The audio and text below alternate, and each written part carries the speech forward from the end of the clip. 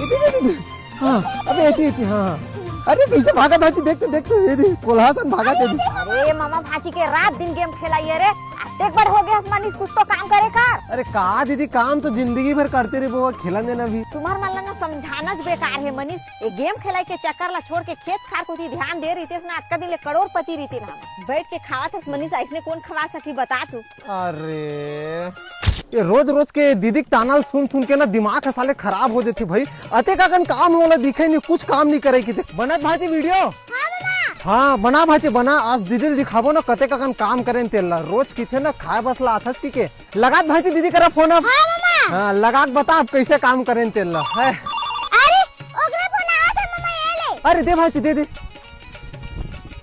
हाँ दीदी। अरे वो सफाचट के दवाई है दिखत नहीं है मनीष, खेतदारे के दवाई है दिखते थे देखे उसका। अरे बने खोज ना वो कौन से कलर के डब्बा। अरे सफेद कलर के। नहीं देख दीदी रख दो, भारी मिस्टेक हो गया सर। तो वही छोटी रे पूरे खेत भर छींचे। तो दीदी थोड़ी जाने भाजी हमन छींचन की मत बताबे भाजी मत बताबे। हाँ अब तो शादी भी नहीं हो मामा, यही धान के पैसा में तो शादी करी है रे इसे। तो शादी में मैं तो रहूं मामा, जा हम बताऊं। अरे रुक भाजी रुक।